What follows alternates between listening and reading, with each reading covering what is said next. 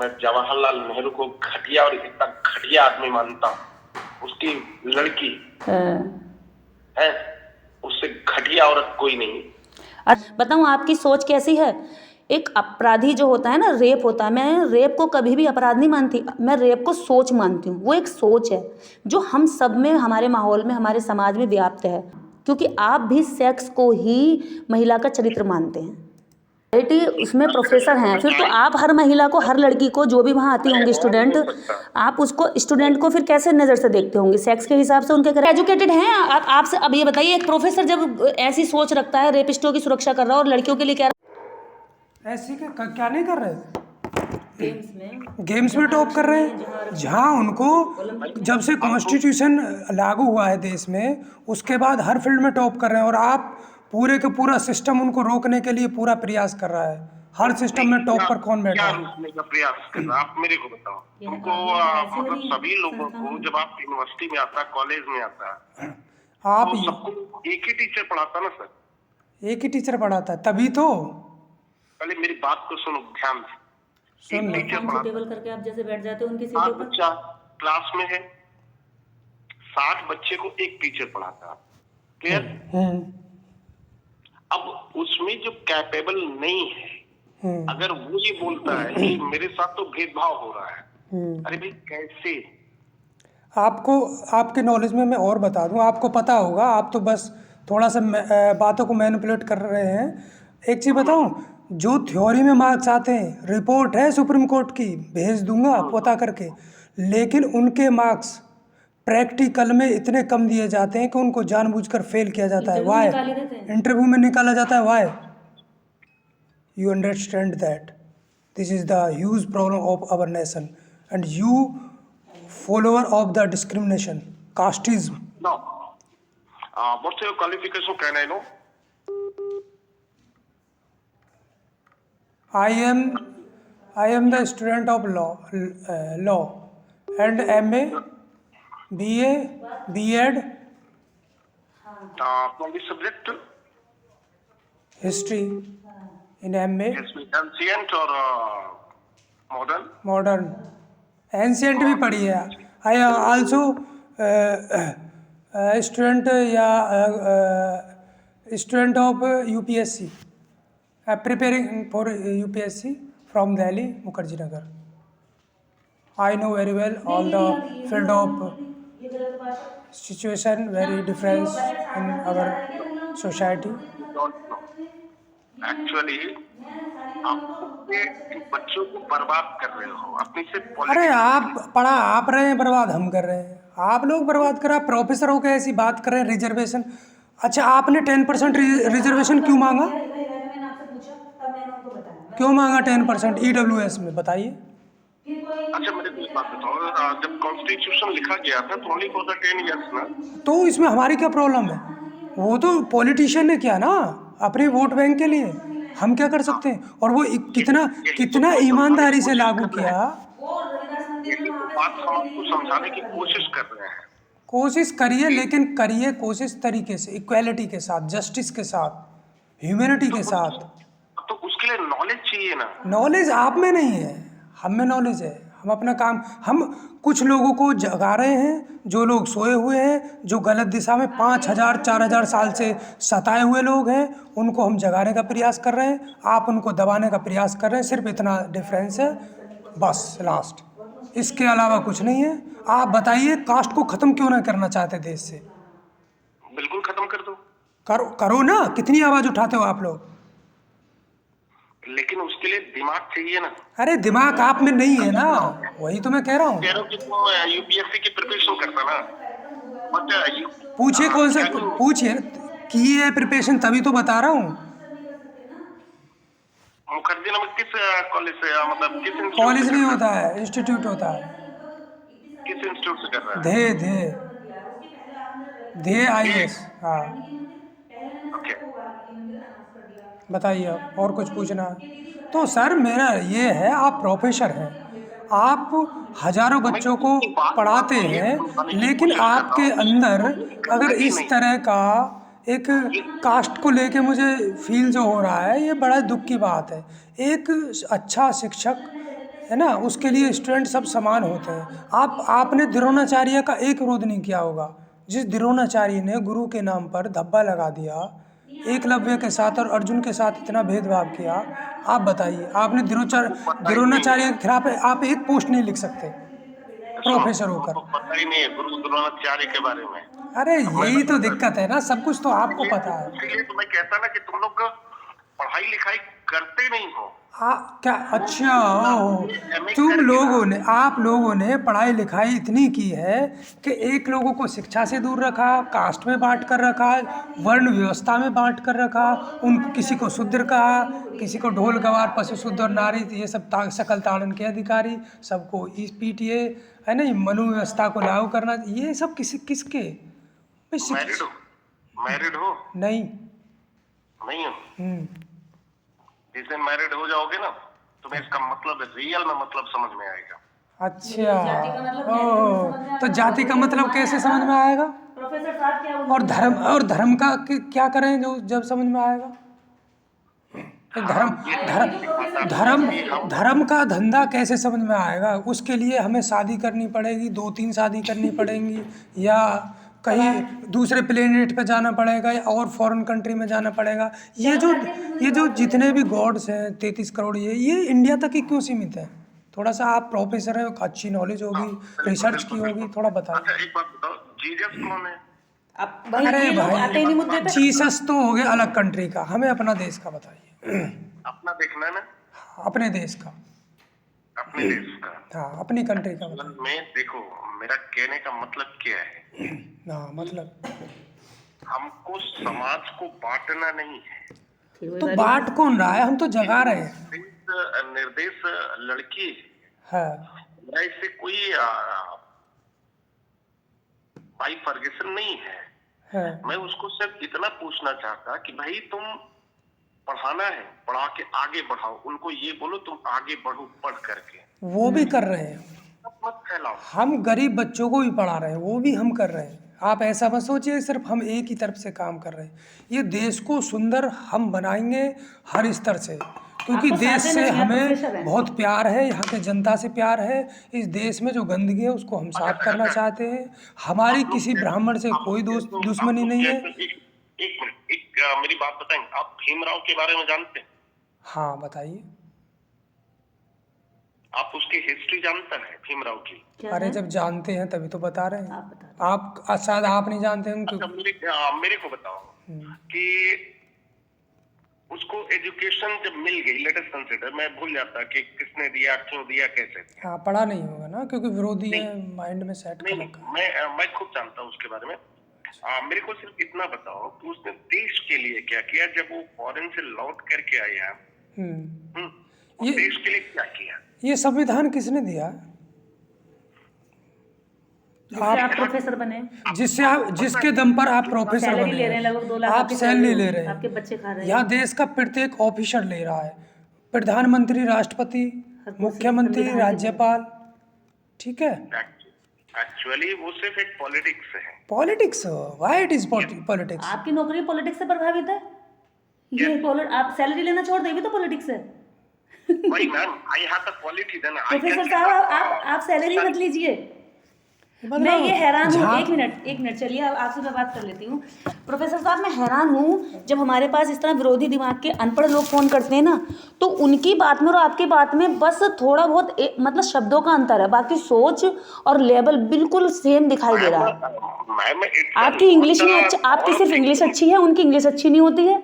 उनके शब्द इतने सधे हुए नहीं होते हैं, आपके शब्द सधे हुए हैं, लेकिन घुमाना फिराना और विरोध, घृणा, ये सब क्यों इतनी? हम लोग इंसान हैं, ये घृणा क्यों नहीं छोड़ देते हम लोग? बताओ। यही तो बात मैं आपको समझाने की कोशिश कर रहा कि इन सारे धर्म ग्रंथों में किन बच्चों के दिमाग में हम बच्चों को सिखा रहे हैं कि हम भारत के लोग और भारत को सुंदर बनाएंगे, हम भारत की एक एक ईंट से प्रेम करेंगे। हम अब बताइए, एक मनुस्मृति किताब कह रही है कि ढोर गवार पशु शूद्र नारी सकल ताड़ना के अधिकारी, वो क्या सिखा रही है ना राष्ट्र के प्रति। अब इस चौपाई के बारे में आपके क्या विचार है? आप चलिए, आप मुझे बता दीजिए। चलिए, मैं आपको बताता हूँ। हाँ, अच्छा, ढोल आपने कभी बजाया है? हाँ, बिल्कुल बजाया है। अच्छा, ढोल को अगर ढीला कर दो तो बजेगा क्या? नहीं बजेगा, बिल्कुल सहमत हूँ। सहमत है? हाँ। शूद्र, व्हाट द मीनिंग ऑफ शूद्र? आपको शायद आप अगर हिस्ट्री पढ़े होंगे तो मुगल साम्राज्य में I am the also the UPSC preparation 1999 batch. मैं आपको समझाता हूँ शूद्र कौन थे। कौन आपको थे? शायद ये जानकारी नहीं होगी। नहीं आप यदि जानकारी हम बढ़ा दीजिए जितनी है, कम से कम एक प्रोफेसर से पढ़ रही हूँ आज मैं, और आईआईटी के प्रोफेसर शूद्र की जानकारी दे तो और भी अच्छा लगेगा। बिल्कुल बिल्कुल मैम, मैं आपको बताता हूँ। हाँ। एक्चुअली आप किसी भी जो मुगल साम्राज्य का जो भी है मतलब किला, ठीक है मैम, आप उसमें कभी भी जाओगे तो वहाँ एक कभी जो हम लोग वॉशरूम बनाता ना, उस टाइप का सिस्टम, हांडी सिस्टम होता था। Do you know about the हांडी सिस्टम? शायद आपको नॉलेज नहीं है। उसमें होता क्या है कि जितने भी मुगल साम्राज्य के लोग होते थे वो एक हांडी यूज करते थे जिनको हटाने के लिए। वो सबसे पहले ब्राह्मण यूज करते थे, फिर वैश्य, ठाकुर, फिर वैश्य। ठीक है, टॉयलेट में? पूरी बात आप नहीं मैं समझना चाह रही हूँ ना, मतलब आप क्या कहना चाह रहे हैं, वॉशरूम में यानी कि शौचालय में हांडी होती थी, तो वो हांडी किस लिए रखी जाती थी? पहले सुनिए तो।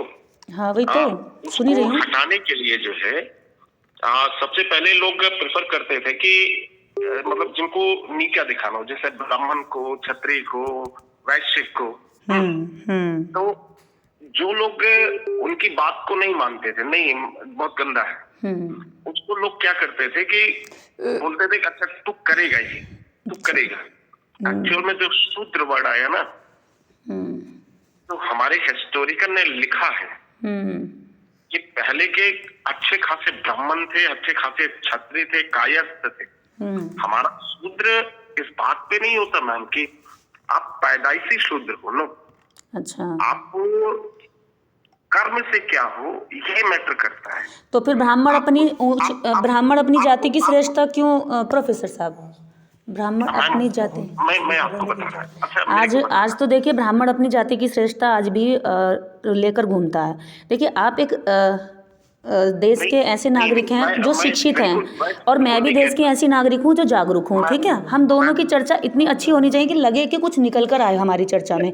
आपको, मुझे ये लगना चाहिए कि मैंने अगर किसी को टाइम दिया अपना, तो हमारा जो एंड हो ना बात का, कम से कम उसमें इतना हो कि हम एक नागरिक होने के नाते हमारी इतनी तो सहमति बने कि हमारा राष्ट्र सबसे पहले, हमारी जाति घमंड या जाति की ऊंचता श्रेष्ठता ये नहीं। यही तो आपको समझाने की आपने अभी कहा कि देखिए ब्राह्मण जाति से नहीं होता है ना, कर्म से होता है। अब आप मुझे बताइए, अब मैं ब्राह्मण नहीं होता ma'am. Listen I want to explain.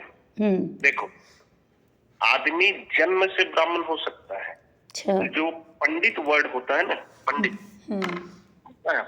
वो कर्म से होता है। आपके कर्म क्या है, आप इस सूत्र में पैदा हुए ये मैटर नहीं करता। आप कहता हूँ अभी आपने शूद्र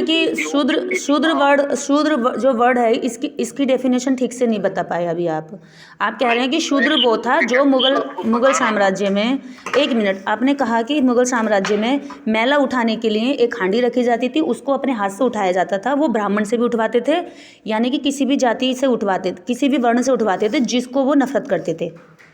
इतना है ना, आपने ये समझाया ना अभी। उसी को लास्ट में जो नाम दिया गया ना, हाँ, हम लोग जिसको आजकल डोम बोलता है, मतलब वो डोम, मैला साफ करने वाला, भंगी, चूड़ा, चमाड़, डोम, हाँ ये बोलते हैं ना। आप नहीं बोल सकते, चलिए मैं बोल देती हूँ, शर्म आ रही होगी आपको, क्योंकि आप घृणा तो रखते हैं, बोलने में शर्म आती होगी। वो एक अच्छे खासे ब्राह्मण थे, उन्होंने एक्सेप्ट नहीं किया मुगलों की दास्ता को। अच्छा, उन्होंने एक्सेप्ट नहीं किया कि मैं मुसलमान बनेगा, ठीक है। इसलिए जो है आज उनको इस नाम से जाना जाता है मैम। अच्छा, तो जब मुगल आए तब मैला हाथ से उठाने की प्रथा भारत में आई, उससे पहले क्या थी, कैसे उठाते थे मैला भारत में मुगलों से पहले? मैम मुगलों से पहले, मैं आपको एग्जांपल दे रहा है कि आप किसी भी मुगल के, जस्ट लाइक आप दिल्ली में रहते हो ना? आप देखिए, मैं आपसे अब जो टू द पॉइंट बात करिए, मेरे पास समय कम रहता है। आप ये बताइए, मुगलों से पहले मैला उठाने की प्रथा या मैला साफ करने शौचालय किस तरह के होते थे? मुगलों ने चलो मैला ढोने की प्रथा दी, ये गलत थी, घृणात्मक थी, जो नहीं होनी चाहिए। इसमें भी आप ये कह रहे हैं कि हर जाति धर्म से उठवाई, उसने ब्राह्मण से भी उठवाई, क्षत्रिय वैश्य और सबसे उठवाई, शूद्र से भी। यानी कि शूद्र वो बना जो कह रहे हैं कि जो उनके मैले को उठा कर ले गया, यानी कि उनके शौचालय घर से वो उठा कर ले गया। अब मुझे ये बताइए, जब मुगल नहीं थे तो उससे पहले कैसी प्रथा थी? ये वो मैला कैसे साफ किया जाता था? उस समय मशीनें थी या उस समय पर अलग से पेमेंट होती थी? क्या थी उससे पहले की व्यवस्था हमारे यहाँ? हमारे यहाँ उसके पहले ना तो इस तरीके की कोई व्यवस्था थी तो मैम। कौन उठाता था? क्या होता था उस पोटी का जो लोग कर देते थे? नहीं आता था मैम। आपको तो वहीं अगर गंदगी फैलती रहती थी जहां पर करते थे। लोग खेतों में जाते थे, ठीक है, और जिनके घर में भी मतलब चाहे जितने बड़ा आदमी रहा उस समय का, उसने अपने घर में वॉशरूम नहाने के लिए बनाया होगा, लेकिन उसने जो है कभी किसी को भी, मैं खुद मेरे गांव में, जैसे मैं गांव में जाता, खेती भी है मेरे पास। आज अच्छा, भी आप जाति जैसे से क्या हैं? आप जाति से क्या हैं? ब्राह्मण हूं मैं। ओके, अब ये बताइए, जैसे कि चलिए मुगल लोग आए, मुगल भारत में आए, मुगलों के यहाँ ब्राह्मणों ने जजिया कर क्यों नहीं दिया? मुगलों को पूरे देश पर लगा जजिया कर, मुगलों ने, वो ब्राह्मणों ने क्यों नहीं दिया? ब्राह्मणों ने क्यों मना कर दिया कि हम हिंदू नहीं हैं और हम जजिया कर नहीं देंगे? और मुगलों ने इस देश के अंदर जिन लोगों पर जजिया कर लगाया उनको हिंदू बोला, यानी कि चोर, लुटेरे, काफिर और उनके दास। तो अब ब्राह्मणों ने क्यों मना कर दिया था? क्या ब्राह्मण हिंदू नहीं थे? कहाँ पर ये चीज लिखी है मैम कि ब्राह्मणों ने मना कर दिया था? पूरे आपने यूपीएससी की तैयारी की और आप मुझसे पूछ रहे हैं? अभी तो आप कह रहे हैं आपने 99 में। कहाँ पे लिखा है? अभी आपने यूपीएससी की तैयारी एक प्रिपरेशन करने के बाद आज आप आईआईटी के प्रोफेसर हैं और आप मुझसे पूछ रहे हैं कि कहाँ पे लिखी है। आप बताइए कि आपने कहीं पढ़ा है या नहीं पढ़ा है। मेरी तो अभी इतनी सारी प्रिपरेशन भी नहीं है। नो मैम, एक्चुअली जब आप एक लेवल के ऊपर चलते हैं ना, तो ये सब बातें मैटर नहीं करती हैं। हाँ तो ठीक है, मैटर नहीं करती ना। अभी तो आपने कहा कि मैं ब्राह्मण हूँ। अब मैंने आपको, अब मैं सबूत, मैं आपको आपका ये व्हाट्सअप नंबर है, हम आपको वो दे देंगे, ठीक है।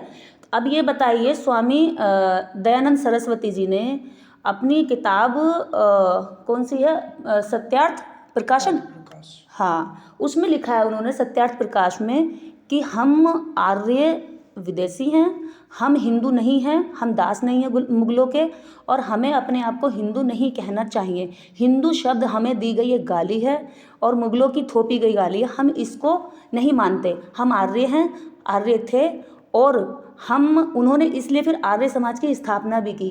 ये भी क्या, अब आप कहोगे कहाँ है आर्य समाज की स्थापना? भारत में की उन्होंने, और उन्होंने बिल्कुल नहीं पूछूंगा मैं आपसे, एक बात बताएं आप। और भी मैं आपको उदाहरण दूंगी। अभी आप, मैं एक बात आपसे पूछूं मैं। जैसे मान लो कि आपको 5000 पीपल फॉलो करता, ठीक है, आप आज ये लिख करके दे दो किसी किताब में या कहीं पर भी इस चीज को लिखो कि ये हिंदुस्तान है ही नहीं, यहाँ ये तो पाकिस्तान है, ये अमेरिका है। एक पर्सन जो है वो कुछ भी कर सकता है, कुछ भी लिख सकता है। आपको एक मिनट, मेरी बात को मैंने, स्वामी दयानंद जैसे व्यक्तित्व को आप एक पर्सन कह रहे हैं, जिनको यूपीएससी में भी पढ़ाया जाता है, जिनको सीबीएसई कोर्स में भी ऐड किया जाता है। आप एक मतलब आप सरकार को भी नकार रहे हैं। वो एक पर्सन नहीं है, वो एक हस्ती, वो एक हस्ती थे। तो ठीक है, चाचा नेहरू, जो जवाहरलाल नेहरू हैं, आप उनसे सहमत होंगे? Jawaharlal Nehru discovery of India में लिखते हैं कि हम बाहर से आए हुए विदेशी आर्य हैं और हम इस देश के अंदर बस गए। किस किस को आप नकारोगे? अच्छा, किस चीज़ का मतलब, हम लोगों को क्या चीज़ रोकती है सच्चाई को एक्सेप्ट करने में? मुझे ये बताइए। मैं जवाहरलाल नेहरू को घटिया और इतना घटिया आदमी मानता हूँ। उसकी लड़की है, उससे घटिया औरत कोई नहीं। अच्छा, आप इंदिरा गांधी जी को घटिया मतलब इस देश की प्रथम महिला प्रधानमंत्री के बारे में आपके ये विचार हैं? मैम एक बात मैं आपसे पूछता हूँ, उसको कॉलेज से क्यों निकाला गया था? किसको? मैं बताऊँ आपको, हाँ, इंदिरा गांधी को क्यों निकाला गया था? क्यों निकाला गया था? Due to bad character. Character की डेफिनेशन क्या है आपकी नज़र में? मैम हम लोग एक सामाजिक आदमी है ना। हाँ बिल्कुल। बिल्कुल है। हाँ। आपको क्या नाम था, just I forget name, weapon का जो कारोबारी था, जो जवाहरलाल के यहाँ आता था, उसके साथ क्या रिलेशन थे आपको पता है? पर आप को नहीं पता, इसे निकलवाओ। हमें तो नहीं पता, मुझे तो नहीं पता, क्योंकि मैं व्यक्ति निजी जीवन में कैरेक्टर पर ज़्यादा रिसर्च नहीं करती किसी के। देश के और समाज के हित में जो काम होते हैं उन्हीं पर करती हूँ। मुझे आपसे जानकारी बढ़ रही है, बताइए क्या था? Actually Vinoba Bhave and other people इनको कॉलेज से निकाल दिया। क्यों निकाला था? क्यों? Due to bad character. और इन्होंने मैम देश को, जो आप मेरे को बताओ, हमारा जो देश था ये पंथ निरपेक्ष था, धर्म निरपेक्ष नहीं। उसके डेफिनेशन आप जानते हैं? अभी आप मुझे एक तो आपके दो सवाल अटके हुए हैं, फिर आगे बढ़ेंगे। आपने कहा कि बैड कैरेक्टर, पहली प्रधानमंत्री महिला प्रधानमंत्री जो इंदिरा गांधी रही हैं वो बहुत बैड कैरेक्टर थी। अब अभी आप बताइए कि बैड कैरेक्टर की परिभाषा क्या है, क्योंकि मैं भी एक महिला हूँ और मैं तो एक आम महिला हूँ। एक प्रधानमंत्री के कैरेक्टर की जगह अगर आप डेफिनेशन बताते हैं तो आपकी नज़र में क्या है? सॉरी टू से यू मैम, कौन सी किताब में पढ़ा? बट मैं आपसे एक महिला के साथ बात कर रहा हूँ तो कोई गलत वर्ड यूज नहीं कर नो सकता। नहीं, आप मेरे साथ देखिए, मैं भले ही महिला हूँ लेकिन मैं इतनी तो सुलझी हुई हूँ, जब चर्चा होगी तो चर्चा दोनों तरफ निगेटिव पॉजिटिव दोनों ही होती हैं, इतना तो मैं समझती हूँ। आप तो मुझे बताइए कि क्या है आपकी नज़र में डेफिनेशन कैरेक्टर की? अच्छा, मैं एक सवाल आपसे पूछता है। अब आप सवाल बहुत कर रहे हैं, आपके अपने सवालों से क्यों भाग रहे हैं आप? मुझे अभी आपने कैरेक्टर की बात की है, मुझे कैरेक्टर की डेफिनेशन लेनी। देखिए, आप भी किसी महिला से जन्मे हैं, आपकी बेटी भी होगी, आप अगर प्रोफेसर है तो आप इस उम्र में तो रहे होंगे कि आपके घर में बच्ची होगी, कोई बेटी जन्म होगी, भाई की, बेटे की। मैं यही बात करने जा रहा हूँ। हाँ, प्लीज़ कैरेक्टर की डेफिनेशन मुझे दीजिए थोड़ा सा, मैं भी समझ जाऊँ कि मैं किसको कैसे आंकूँ। आपकी छोटी बहन है मैम? हाँ है। बिल्कुल। अच्छा मैम एक बात बताओ, लेट अस कंसिडर आप अपने घर जाओ अभी, आपकी छोटी बहन किसी और के साथ हम बिस्तर होती मिले आपको, ठीक है? आप उसको कैसे डिफाइन करोगे, जबकि that person is not belonging from your family, is not her husband और एनी, आप उसको कैसे डिफाइन करोगे? मैं उसके साथ चर्चा करूँगी कि ऐसा क्यों हुआ और क्या कारण रहे, और अगर ये गलत पर्सन के साथ है तो गलत है, उसको समझाऊंगी। समझाएंगे अपना? हाँ बिल्कुल। अच्छा, आप इस समय अगर वो बालिग है तो उसके साथ मैं और भी अच्छी चर्चा कर सकती हूँ कि आप इसके साथ क्या आगे का जीवन जीना चाहती हैं, या कैसे आपका रिलेशन है, या कहाँ से कैसे हुआ। और अगर वो अगर वो मैरिड है और दूसरे किसी अन्य पुरुष के साथ है तो आप उसको कैसे डिफाइन करोगे? देखिए, अगर वो मेरी बहन है, आपने मेरी बहन के वो दिया ना एग्जाम्पल, तब तो मैं उसको समझाऊंगी, ठीक है। और अगर मेरा उससे कोई रिश्ता नहीं है, वो मेरी बहन नहीं है, तो मैं अपनी बहन बेटी को ले, क्योंकि हम लोग क्या करते हैं ना समाज में, हम लोग दूसरे के लिए तो बहुत मतलब बढ़िया सोच लेता है। मतलब अपने समाज में एक सबसे बड़ी प्रॉब्लम क्या है कि दूसरे की बेटी बिकनी में आए तो बड़ी अच्छी लगती है, लेकिन जब अपनी बेटी आए तो खराब लगती है। अब मेरी बात ये समझ में नहीं आ रही, आप बिकनी पे पहुंच गए, अभी आप चरित्र का मतलब हम बिस्तर पर पहुंच गए। हम बिस्तर तो फिर वो दोनों है ना, महिला पुरुष, ठीक है, तो उसमें चरित्रहीन केवल महिला नहीं हुई, दोनों हो गए। पहली चीज़ रही बात मेरी बहन, मेरी फैमिली का मैटर है तो मैं उसके साथ चर्चा कर सकती हूँ, है ना। और पहली चीज़ तो यह है, क्या सेक्स को कैरेक्टर से जोड़ा जा सकता है? क्या सेक्स कैरेक्टर है? हमारा समाज इसको नहीं मानता मैम। किसको नहीं? आप अरे आप समाज समाज कह करके आप उस बात को क्यों कह रहे हैं जो समाज से अभी मतलब टूटनी बाकी हैं, जो चीज़ें सोच जो गलत है, जो रूढ़िवादी सोच है, वो धीरे धीरे टूटे ना, क्योंकि प्रोग्रेसिव सोसाइटी में रह रहे हैं हम लोग, है ना। एकदम स्टिल थोड़ी ना कि भाई वो मतलब आपने कह दिया कि अंत तक यही रहेगा। क्यों भाई, समाज बढ़ रहा है, प्रोग्रेस हो रही है और विकास कर रहा है देश, पूरी दुनिया आगे बढ़ रही है, तो आपका अभी भी दिमाग यहाँ तो क्यों अटका हुआ है कि सेक्स ही कैरेक्टर होता है? नहीं ma'am, sex is not a character of human. Actually हम जिस सिस्टम से जुड़े हैं, एक जो आप जुड़े होंगे उस सिस्टम से, आप जुड़े होंगे उस सिस्टम से, देश नहीं जुड़ा हुआ। अगर आप खुद जुड़े हुए हैं तो आप देश पर थोप नहीं सकते ना।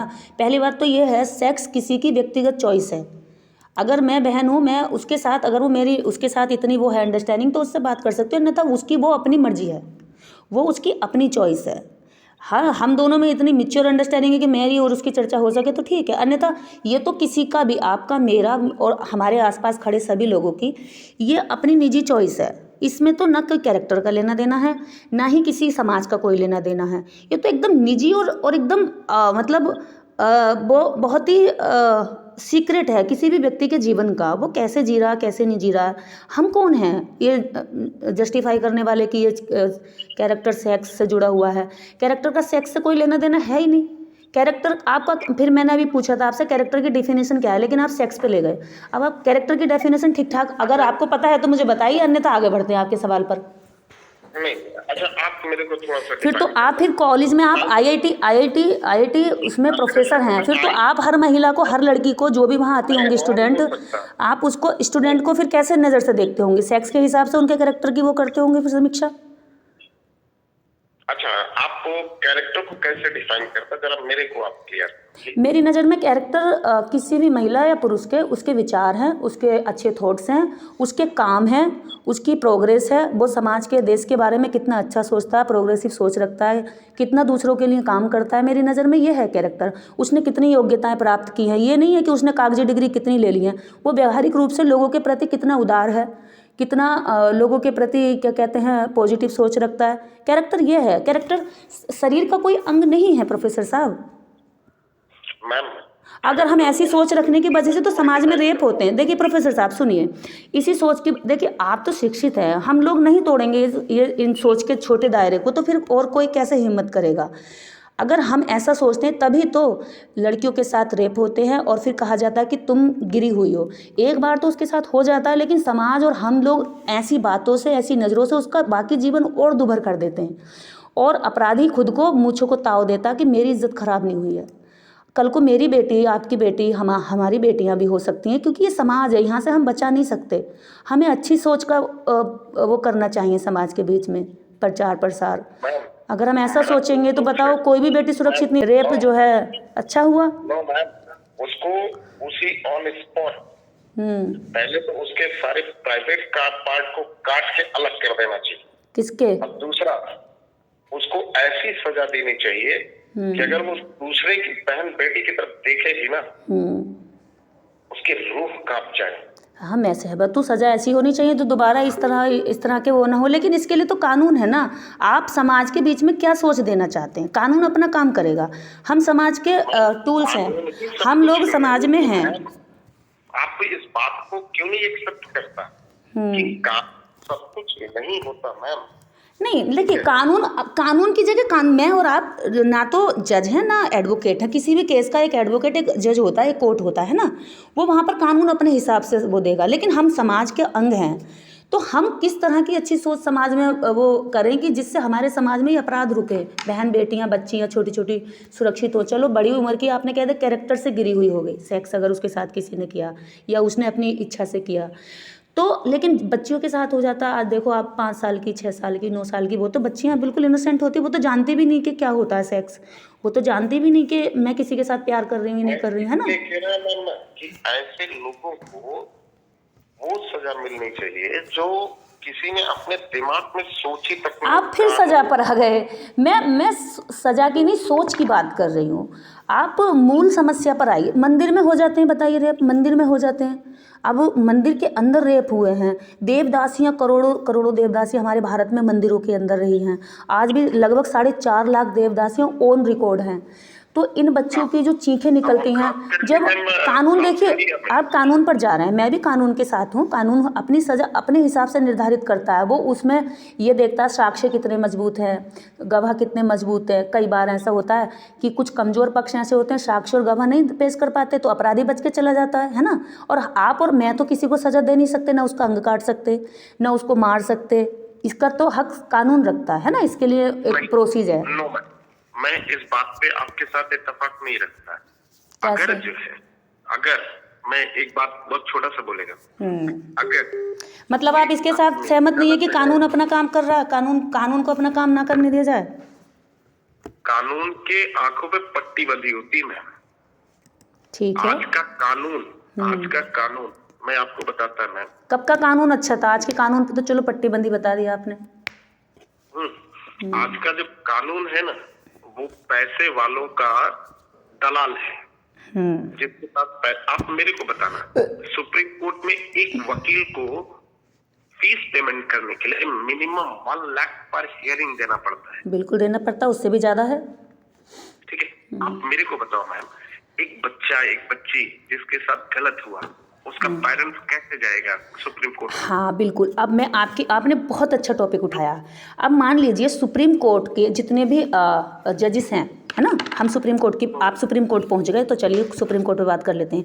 कॉलेजियम सिस्टम से सारे जज आते हैं, ठीक है।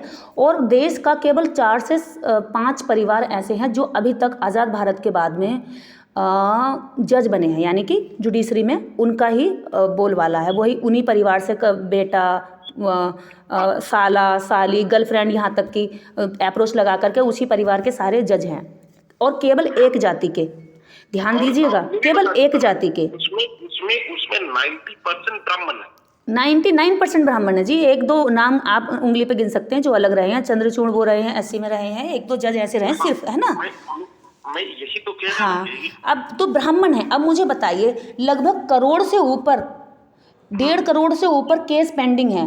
अब लोग कहते हैं कि ब्राह्मण एक बड़ी उपाधि है, उन्होंने बहुत पहले से ज्ञान, वेदों के ज्ञाता रहे हैं, बहुत बुद्धिमान रहे हैं, सुलझे हुए रहे हैं, चीज़ों को समझने वाले रहे हैं।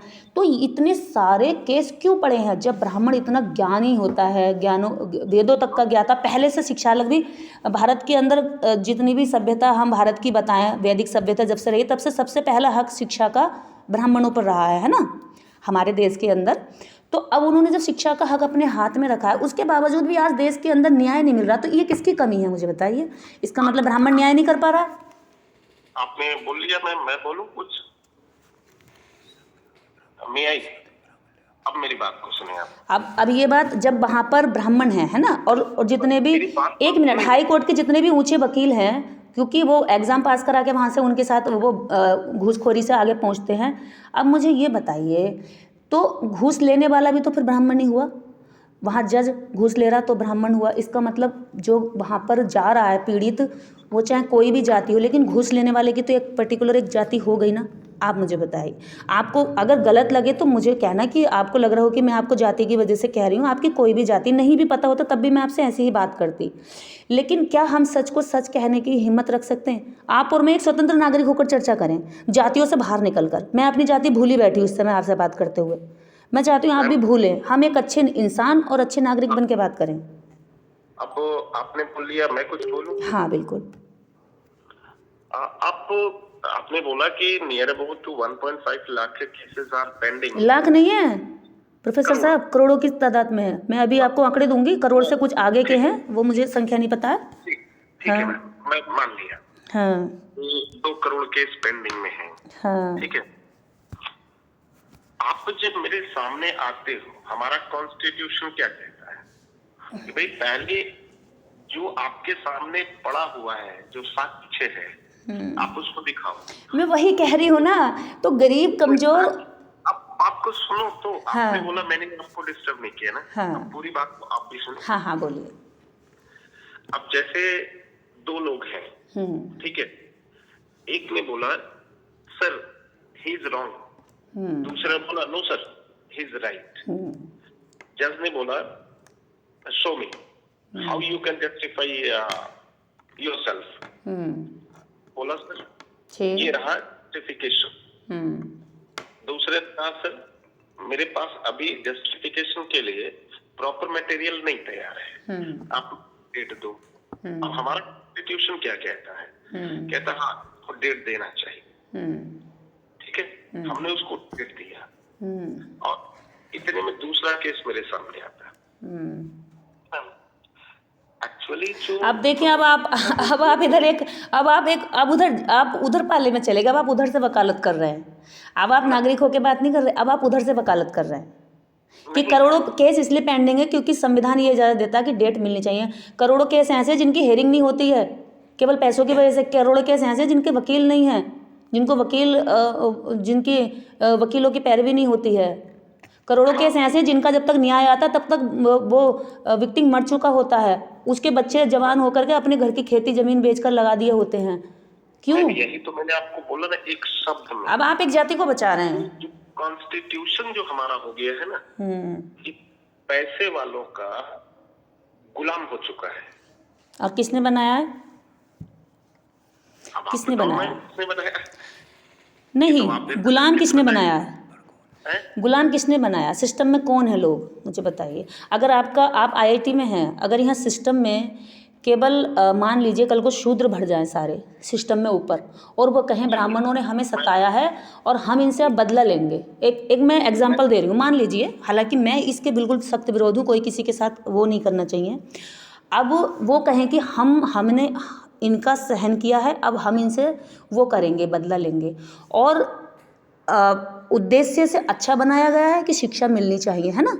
आईआईटी एक अच्छे उद्देश्य, एक अच्छे एम के लिए आईआईटी को तैयार किया गया, लेकिन वहाँ पर कौन लोग बैठ जाए? ऐसे लोग जो किसी से बदला लेने की मंशा रख के बैठे हों, ठीक है, या किसी को दबाकर रखने की ऐसी सोच लेकर अपनी कलम चलाते हों, अपनी जबान चलाते हों, अपना काम एक्ट करते हों। अब मुझे बताइए, तो उसमें आईआईटी संस्थान की गलती है या उसको चलाने वाले, उसमें सिस्टम में बैठने वाले लोगों की गलती है? मैं आपको एक एग्जांपल देता हूँ, क्योंकि मैं मतलब जैसे आप घर में होता है ना, तो अपने घर की बात को अच्छे से बता पाता। आप कहाँ से बिलोंग करते हैं प्रोफेसर साहब? आपने एक केस सुना होगा, 5 साल पहले आपने एक आईआईटी कानपुर का केस सुना होगा। हाँ। एक ईएससी सर थे हमारे, ठीक है, उन्होंने मीडिया में जाकर के बोला कि मेरे को एससी होने के ड्यू टू मेरे को लोग परेशान करते हैं। अब उनकी हकीकत हो चुकी, मैं तो कॉलेज में हूं ना मैं, उनकी हकीकत को जो मैंने समझा, जो जाना है, एक्चुअली स्टूडेंट से डिनाई है कि मुझे इनसे नहीं पढ़ना सर। वो पढ़ाते थे मैकेनिक्स, ठीक है, बच्चों ने लिख करके रिटर्न में दिया कि मेरे को इनसे नहीं पढ़ना सर। अब चूंकि सेंट्रल गवर्नमेंट का ऑर्डर था कि यहाँ पर एक पीरियोरिटी दी जाए कि जो ओबीसी या एससी एसटी समाज के लोग हैं इनको आगे बढ़ाइए, तो उन डायरेक्टर बनाने की बात हो रही थी कि उनको डायरेक्टर बनाया जाए। अब वोटिंग कराई गई सभी प्रोफेसर्स को लेकर के, स्टूडेंट्स को लेकर के। स्टूडेंट्स ने डिनाई कर दिया। पूरे मतलब हॉल में 2-4 स्टूडेंट्स अगर मैं छोड़ दूं तो सारे स्टूडेंट्स ने रिटन में लिख करके दिया, I do not want to accept as a director of IIT Kanpur. आप ये कहना चाह रहे हैं कि वो मतलब यहाँ पे मैं ये नहीं कहना चाह रहा मैम। नहीं, और क्या आपने कहा? मैं ये बोलने की कोशिश कर रहा मैम, आपके पास कॉन्फिडेंस, आपके पास नॉलेज, आपके पास सब कुछ होना चाहिए जिससे कि आप आगे बढ़ सकें। मैं यही तो बोल रहा हूँ। अब कॉलेजियम सिस्टम में सारे 99% जज बैठे हैं। क्या पूरे देश के अंदर पूरे 130 करोड़ जनता में टैलेंट नहीं है, कॉन्फिडेंस नहीं है, या योग्यता नहीं है, क्या नहीं है जो वहाँ पर सारे वही बैठे हैं? या आप में टैलेंट नहीं है जो आप वहाँ नहीं पहुँचे? आप यहाँ आईआईटी में पढ़ा रहे हैं, आप इतने अच्छे व्यक्ति होते हुए, आपकी सोच अच्छी होते हुए, आप सबके साथ न्याय करते, आपको वहाँ जुडिशरी में होना चाहिए था, आप क्यों नहीं पहुँचे? वो 4 परिवार के ही लोग क्यों हैं? अभी सेंट्रल गवर्नमेंट यही तो कह रहा है कि कॉलेजियम सिस्टम को खत्म करो। हाँ, कॉलेज सेंट्रल गवर्नमेंट कब कह रहा? सेंट्रल गवर्नमेंट तो खुद कॉलेज में अपने अपनी अपनी वोटिंग करता है, वो खुद नियुक्त करता है। नियुक्ति तो सेंट्रल गवर्नमेंट से होती है नहीं मैम, नहीं भाई, मैम। उसकी सलाह के बिना थोड़ी होती है। जुडिशरी और सेंट्रल गवर्नमेंट के साथ ही तो नियुक्तियां जाती हैं, उन्हीं को तो चुना जाता है, जिसमें सेंट्रल गवर्नमेंट की भी सहमति होती है। अब इसमें भी आप थोड़ा करेक्ट करेगा। एक्चुअली सेंट्रल गवर्नमेंट चाहे तो एक दिन के अंदर खत्म कर दे। सेंट्रल गवर्नमेंट से बाहर है क्या कॉलेज हम? क्या IIT? हाँ, नहीं मैम, सेंट्रल नहीं मैं गवर्नमेंट ये कह रही हूँ, जो सरकार है, सेंट्रल गवर्नमेंट है, पूर्ण बहुमत में है, वो तो जो अगर वो चाहे तो वो आज रातों रात जब नोटबंदी कर सकती है पूरे देश के अंदर, है ना, तो कॉलेज क्यों नहीं खत्म कर सकती? वो पूर्ण बहुमत में। नहीं मैम, फिर उसमें क्या है, अपन का जो पूरा कॉन्स्टिट्यूशन में 4 वर्ड्स हैं। कॉन्स्टिट्यूशन से क्या लेना देना है? कॉलेज तो कॉन्स्टिट्यूशन के खिलाफ जा रहा है बिल्कुल। देश के अंदर जब चपरासी का भी एग्जाम, आप ये बताइए, जब चपरासी का भी एग्जाम होता है तो जब देश की सबसे बड़ी संस्था और सबसे विश्वास रखने वाली प्रत्येक नागरिक, शोषित, वंचित और अमीर गरीब, हर कोई जुडिशरी में विश्वास रखता है। जब मंदिरों के दरवाजों से कोई न्याय नहीं मिलता तो हर नागरिक ये सोचता है चिंता मत कर, कोर्ट जाएंगे, है ना, ये तो कहते हैं कोर्ट जाएंगे, कोर्ट से हम जाएंगे।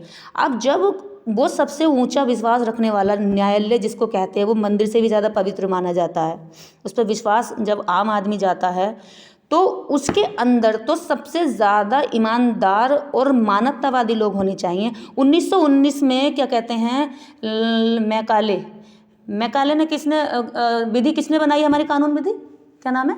मैकाले ने तैयार की ना, लॉर्ड मैकाले ने जब कानून विधि बनाई तो उसने कहा कि 1919 में उसने क्यों कहा कि ब्राह्मण न्यायिक चरित्र का नहीं होता, इसलिए उसको जुडिशरी में नहीं रखा जाएगा। और 1919 में उसने सारे जितने भी जगह पर ब्राह्मण जज थे उनको हटा दिया।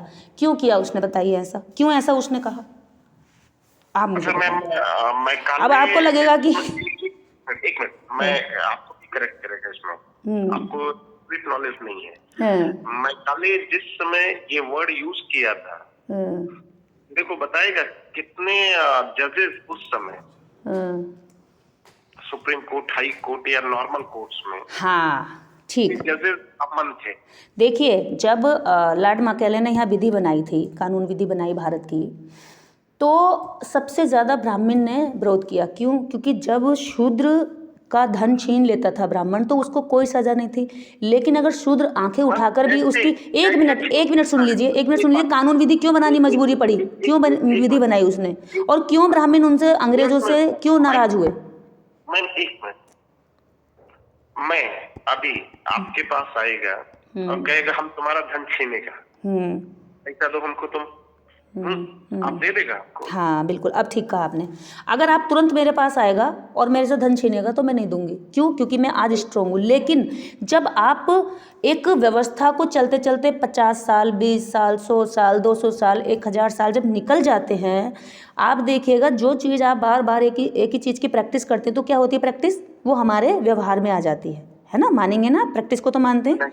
प्रैक्टिस क्या होती है, चाहे वो कोई भी हो, इस चीज़ की प्रैक्टिस भारत में हुई है और भारत के अंदर इस चीज़ की प्रैक्टिस की बदौलत ही देश के अंदर 90% लोगों को, मतलब 90 जो संख्या है इस देश की, उसको केवल और केवल भगवान का, भय का, जैसे अभी आपने चरित्र कहा, चरित्र का 50% औरतों को चरित्र का डर दिखाकर, 90% जनता को भगवान का भय दिखाकर, भाग्य का भय दिखाकर, कर्म का भय दिखाकर, स्वर्ग का डर दिखाकर, वो लालच दिखाकर, नरक का लालच दिखाकर, पुनर्जन्म के बुरे कर्मों को ठीक करने का प्रबंध बनाकर, इस तरह से जब लंबे समय तक वो प्रैक्टिस चलती रही। और देखिए किसको डर नहीं लगेगा, जो जिसको ये कहे कि कोई सर्वशक्तिमान है जो हमको चला रहा है ना, और एक इंसान, अदना सा इंसान जो दिमाग से इतना विकसित नहीं होते, मान लेगा भी कोई सर्वशक्तिमान है। बिल्कुल भी चूंचा नहीं करनी है, हाथ पैर नहीं हिलाने हैं, कोई नहीं करना, क्योंकि अधर्म हो जाएगा। अगर ब्राह्मण ने कहा है तो जरूर उसने भगवान की बात बोली है और हमें उसकी बात माननी चाहिए। इस चीज़ की प्रैक्टिस लंबे समय तक चली तो फिर आपको ज़्यादा कहने की ज़रूरत नहीं पड़ेगी। जानवर भी सीख जाता है। मेरे घर में पेट्स हैं, उनको कंटिन्यू जब हम लोग कहते हैं वहाँ सोना है, और शुरू में नहीं सो रहा था, थप्पड़ मारे 2-4 शुरू में, अब वो वहाँ सोता है भाग करके। अगर उसे कहीं और सुलाना चाहो तो वो वहाँ से भाग के वहाँ जाने की कोशिश करता है। क्यों? क्योंकि उस पेट्स के साथ एक हैबिट पड़ गई, एक प्रैक्टिस हो गई उसको। ऐसे ही देश के अंदर लोगों को दास बनाकर उन्हें ऐसी प्रैक्टिस कराई गई कि भाई तुम लोगों के साथ जो भी हो रहा है ये तुम्हारे कर्मों की वजह से हो रहा है। कहते हैं, अब आप बताइए, तुलसीदास जी कहते हैं कि ब्राह्मण पूजिए ज्ञान गुणहीना, और क्या कहते हैं, शूद्र मत पूजिए ज्ञान प्रवीणा, यानी कि ज्ञान होने के बाद भी शूद्र को पूजना मतलब अधर्म है। और विप्र यानी ब्राह्मण को पूजना, चाहे वो कितना भी गिरा हुआ चरित्र का गिरा हुआ हो, उसको पूजना धर्म है। उसको मतलब चरित्र से भी गिरा हुआ हो, कितना भी निकृष्ट हो, घृणित क्यों ना हो, अपराधी क्यों ना हो, उसको पूजना जो है धर्म है। तो ये एक ऐसा धर्म का सिस्टम क्यों बनाया? नहीं मैम, यही तो मैं आपको समझाने की कोशिश कर रहा हूँ। आप इतनी देर से समझा ही नहीं पा रहे हो, मेरा टाइम और आपने वेस्ट कर दिया। आप एक भी चीज़ नहीं समझा पाए अभी तक। आप समझाते हैं कुछ और पहुंच कहीं जाते हो। आपने कैरेक्टर की परिभाषा नहीं बताई। आपने देश की प्रधानमंत्री जो महिला के बारे में आप इतनी मतलब बेकार की बात सोचते हैं, इतना मतलब आपका सोच का लेवल इतना बेकार है। बताऊं आपकी सोच कैसी है? एक अपराधी जो होता है ना, रेप होता है, मैं रेप को कभी भी अपराध नहीं मानती, मैं रेप को सोच मानती हूँ। वो एक सोच है जो हम सब में, हमारे माहौल में, हमारे समाज में व्याप्त है, लोगों के बीच में है, और आप उस सोच से पीड़ित हैं, बीमार हैं, क्योंकि आप भी सेक्स को ही महिला का चरित्र मानते हैं। इससे बाहर निकलिए प्रोफेसर साहब, दुनिया आगे जा रही है, हम पीछे जाएंगे आगे जाएंगे। बताइए। मैंने यही बोला ना आपको, जिस दिन अपनी बेटी करती है ना, उस दिन मैं अपनी बेटी को पूरी आज़ादी दूंगी। मेरे पास बेटी है, मैं कह रही हूँ आपसे, मेरा ये रिकॉर्ड कर लीजिए। मैं अपनी बेटी को पूरी आज़ादी देती हूँ। जिस दिन वो एडल्ट होगी, वो अपने जीवन में जो भी चुनेगी, मैं उसका साथ दूंगी। बस एक बार मैं उससे ये बात जरूर करूंगी कि बेटा आपके भविष्य के लिए ठीक है कि नहीं। बस एक बार या कई बार? एक बार जरूर, एक बार मैंने कहा ना, एक बार। लेकिन मैं उसको हत्या नहीं करूंगी, उसको मारूंगी नहीं, उसको पीटूंगी नहीं। उसके जीवन का अपना वो होगा। आपको पता है दक्षिण जितने भी, एक मिनट जी, अगर वो हर दूसरे दिन दूसरे लड़के के साथ आए आपके सामने, then what you say? अरे वो उसका, मैंने कहा ना, सेक्स किसी का निजी जीवन है। आप में कौन होते हैं उसमें हस्तक्षेप करने वाले? रोटी खाना, सेक्स करना, ये किसी का निजी जीवन है। ये क्या आप बेकार की बातें कर रहे हैं अगले दिन और चौथे दिन? तो इस देश के अंदर इतने वैश्यालय क्यों खुले हुए हैं भाई? इतनी सारी कॉलगर्ल क्यों बनी हुई है भाई? अगर इतना हम अस्वस्थ समाज है हमारा, तो पैसों के लिए महिलाएं वहाँ पर अपने शरीर को बेच रही हैं। गरीब छोटी छोटी बच्चियाँ जो है रेड लाइट पर खड़ी हैं। फिर अगर हम इतने स्वस्थ और आप इतने अच्छे दिमाग और हमारी लोग, हम इतने अच्छे समाज में रह रहे हैं, तो यहाँ करोड़ों देह व्यापार की महिलाएं क्यों सड़कों पर अपने शरीर को नुचवा रही हैं भाई? देवदासियाँ क्यों मंदिर में अपने शरीर को नुचवा रही हैं? छोटी छोटी बच्चियाँ। मंदिरों की बात कर लो, चलो मंदिर में तो भगवान भी रहता है, क्यों नहीं रोकता वो? कमाल है मैम, इसी को तो मैं बोल रहा कि एजुकेशन से हम इसको खत्म कर सकते हैं। फिर वही, आप तो एजुकेटेड हैं। आपसे अब ये बताइए, एक प्रोफेसर जब ऐसी सोच रखता है, रेपिस्टों की सुरक्षा कर रहा है और लड़कियों के लिए कह रहा हुई है, अब मुझे ये समझ में नहीं आ रहा और कितना पढ़ना चाहिए एक अच्छी सोच के लिए। मैं तो ये मान रही हूँ कि सोच, अगर मेरे पास बहुत सारे लोग फ़ोन करते हैं, ठीक है, आप ही नहीं है पहले व्यक्ति, मेरे पास लोगों के फ़ोन आते हैं, बिल्कुल जिन्होंने स्कूल भी नहीं देखा, जिन्होंने ना कोई धर्म पढ़ा, ना कोई कॉन्स्टिट्यूशन पढ़ा, ना कभी स्कूल गए, ऐसे लोग मुझे गाली देने के लिए आते हैं। और दिन भर में मैं लगभग गालियाँ खाती हूँ, ठीक है। और सुनिए, बहुत गंदी भद्दी गालियाँ देते हैं। अब आपको मैं बताऊँ, धर्म को लेकर या रेप को लेकर, महिला के कैरेक्टर को लेकर, मैंने उन अनपढ़ों में, आज मुझे लगा था कि एक शिक्षित व्यक्ति से बात करूंगी, मुझे बहुत मजा आएगा, एक अच्छी हेल्दी चर्चा होगी। लेकिन आप भी उन लोगों से बस 19-20 का फर्क निकला, क्योंकि वो भी सही से बात नहीं करते, आप भी सही से बात नहीं करते। मेरा मकसद किसी का विरोध नहीं है, समाज में एक स्वस्थ समाज का निर्माण करना, अच्छी सोच होनी चाहिए हम लोगों की। ये सोच जब तक नहीं बदलेगी ना, सिस्टम को कितना बढ़िया बना लीजिए, को हम खूबसूरत समाज में नहीं रह पाएंगे। आपसे ज़्यादा कौन पढ़ेगा बताइए? एक प्रोफेसर जब ये बात कह रहा, नहीं मैं अच्छा ये बताइए, पुरुष भी तो सेक्स करता है, उसका कैरेक्टर गिर जाता है क्या? ये जितने भी वैश्यालय खुले हुए हैं, ये सब पुरुषों के लिए है या औरतें करने जाती हैं औरतों के साथ? ये बताइए मुझे। शायद आपने मैम ये सुना नहीं है, मैं आपको रिकॉर्ड बताता हूँ। एक सर्वे हुआ था अभी, ठीक है, इंडिया की 90% वुमेन्स जो अपनी लाइफ में 3 to 4 पीपल के साथ सहमति से, ठीक है, सेक्स करती हैं। 3 to 4 पीपल, 90%। ओके, 90%, या अच्छा ठीक है। आप सहमति से करती, क्या वो विषय है? बिल्कुल नहीं, नहीं है, ठीक है, तो उनको होगी बात खत्म। लेकिन जैसे आपने बोला ना कि वेश्यालय बने हैं, तो क्या वहां पर औरतें जाती हैं? नहीं। एक्चुअली जिसको जहां पर कंफर्टेबिलिटी मिलती वो आपकी बेटी वैशाल्य में, आपकी बेटी वैशाल्य में जाएगी? अगर उसको कंफर्टेबिलिटी हो तो आप इजाज़त दोगे उसे? बिल्कुल नहीं। अब आपकी बेटी क्यों, अगर उसको कंफर्टेबल हो डेली नए पुरुषों के साथ सेक्स करने में, तो आप उसको इजाज़त नहीं दोगे? आपने कंफर्टेबल होने की बात की है ना। तो अगर आपकी बेटी कहती है कि डैड मुझे कंफर्टेबल है डेली 1%, शुरुआत में ना यही गंदगी नहीं चाहिए। अब आप गंदगी पे आ गए। अभी आप अन्य महिलाओं, मतलब करोड़ों महिलाओं की जब बात चल रही है, तो आप कह रहे हैं कि वो कंफर्टेबल जोन में करती हैं सब कुछ। ये कौन सिखाता है? ये अब आप कह रहे हैं कि मेरी बेटी पे बात आई तो अब आप भड़क रहे हैं। भड़किए मत, तो शिक्षित व्यक्ति हैं आप, भड़किए मत। आपने बोला कि नहीं मेरी बेटी है तो मैंने कंफर्टेबल की बात की है, मैंने कंफर्टेबल जोन की। आपने कहा कि ये कंफर्टेबल जोन में करती है जितनी भी महिलाएं करती हैं, ठीक है। अब ये बताइए, अगर वहीं पर मेरी बेटी, चलिए मेरी ले लीजिए, आप मेरी ले लीजिए। प्रोफेसर साहब चलिए छोड़िए, आप अपनी से नहीं, आप में इतनी क्षमता नहीं है कि आप इतना सहन कर सके। आप मेरी बेटी ले लीजिए। क्या इस काम के लिए, हाँ चलिए मेरी बेटी ले लीजिए। आपको अपनी बेटी के लिए बुरा लग रहा है तो मैं इतना भी करने को तैयार हूँ। तो फिर अब देश की जो लड़कियां हैं वो भी तो किसी की बेटी हैं प्रोफेसर साहब, वो भी तो किसी की बेटी हैं ना। वो मजबूरी में करती हैं। आप इसको कंफर्टेबल जोन कह करके उनकी मजबूरी, देश की करोड़ों महिलाएं जो अभी भी ऑन द रिकॉर्ड, कई करोड़, लगभग यहाँ तक कि थाईलैंड में इसको तो परमिट कर दिया गया ऑन रिकॉर्ड सरकार में, वहाँ से भी ज़्यादा भारत में वेश्याएं पाई जाती हैं। और उनके शरीर को डेली पैसों के दम पर, वो गरीबी की वजह से, मजबूरी की वजह से करती है। और जिनके पास धन है, पैसा है, वो अपने धन के बल पर उनके साथ ये यौन शोषण करते हैं। अब मुझे बताइए, कोई भी लड़की, मेरी बेटी को अच्छा खाना मिलेगा, मेरी बात सुनिए, आपकी बेटी को अच्छी सुविधा मिलेगी, उसकी ज़रूरतों की सारी चीज़ें पूरी होंगी, उसकी एजुकेशन अच्छी होगी, उसको कपड़े अच्छे मिलेंगे, खाना अच्छा मिलेगा, तो क्या आपकी और मेरी बेटी जब अच्छी कंडीशन में रहेंगी, क्या वो किसी रेड लाइट एरिया पर जाके खड़ी होंगी? आप मुझे यस या नो? नहीं होंगी ना, नहीं होंगी ना, मुझे बताइए, नहीं होंगी ना। मेरी बेटी भी नहीं होगी, आपकी बेटी भी नहीं होगी। इसका मतलब वो वहाँ पर जो खड़ी हैं वो मजबूरी में खड़ी है ना। अब उन मजबूरी वाली महिलाओं को आप कह रहे हैं कि वो कंफर्टेबल जोन में कर रही हैं। और आपने जिस सर्वे की बात बताई है कि महिला जब सहमति से करती है तो वो वैश्यावृत्ति नहीं कहलाती है, वो दो लोगों की मिच्योर अंडरस्टैंडिंग कहलाती है। उसके बाद भी बहुत सारे केस ऐसे होते हैं जो कि कोर्ट में चले जाते हैं, कोर्ट में लड़ाई लड़ी जाती है उनकी, तो वो वैश्या कभी कोर्ट में नहीं जाती है। वैश्या को अब मिला है अधिकार, अगर जबरदस्ती की जाएगी तो वो उसके साथ भी रेप हो सकता है। आपको एक एग्जांपल दिया, इसीलिए जैसे आपने बोला मेरे, आपने उसको ये कह दिया ना कि अपना एकदम खारिज कर दिया कि वो अपनी मर्जी से करती हैं। नहीं, आप कैसा देश चाहते हैं, अच्छा ये बताओ।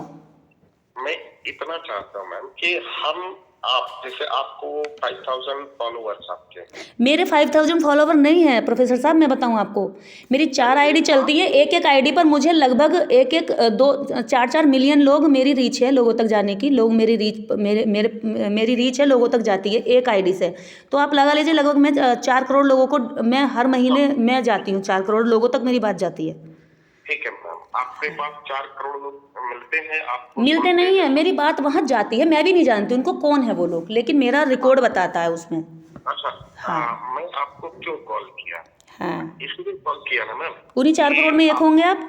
सुनते हैं, आपकी बात को लोग फॉलो करते हैं, हाँ ना? इसलिए मैं ये बात बोल रहा कि चलिए, मैं आपके सपनों का भारत बनाना चाहती हूँ, मैं जरा आपके सपने सुन लूँ। मैं आपकी बात अपने मन से बोलने के लिए तैयार हूँ, लेकिन आप मुझे इस लायक कन्विंस तो करिए कि हाँ मैं उसके साथ सहमत हो जाऊँ। आप देखिए, अभी मैंने आपने एक जगह आप एकदम से रूड व्यवहार करने लगे कि मेरी बेटी क्यों, मैंने अपनी बेटी रख ली, मैं यहाँ तक भी सहन करने को तैयार हूँ। लेकिन मैं भारत की बेटियों के लिए ही तो ये बात सहन करने के लिए तैयार हूँ। क्या पता मेरे एग्जाम्पल देने से आपकी चलिए गुस्सा कम हो जाए, मैं अपनी बेटी रख लेती हूँ। पर क्या हमारी बेटियाँ, ये देश की बेटियाँ हमारी बेटियाँ नहीं हैं? इनके प्रति हमारा कोई दर्द नहीं होना चाहिए? नेतागिरी ये सुनो तो एक मिनट मेरी बात को। अभी तो मैं तो कहीं वोट भी नहीं मांग रही हूँ, मैं किसी पार्टी से नहीं लिंक्ड, तो मैं नेता कैसे हो गई आप बताइए? मैं तो आपके जैसी है, आप तो फिर भी नेतागिरी में कहीं ना कहीं लिप्त है, क्योंकि आपको सरकार से सैलरी आती है, मेरे पास तो सरकार की भी कोई सैलरी नहीं है। आप राजनीति से इतर नहीं है, मैं हो सकती हूँ, मैं सरकार को टैक्स जरूर देती हूँ, लेकिन मैं सरकार से तो लेती नहीं हूँ। आप सरकार से 2 लाख सैलरी ले रहे होंगे लगभग, और ज़्यादा हो सकती है, पता नहीं। अच्छा, एक फाइनल कंक्लूजन करें ना? हाँ बिल्कुल, आइए, मैं भी बस सोच रही हूँ, बहुत ज़्यादा काम रुका पड़ा है मेरा, अभी इंटरव्यू होने जा रहा है 10 मिनट बाद।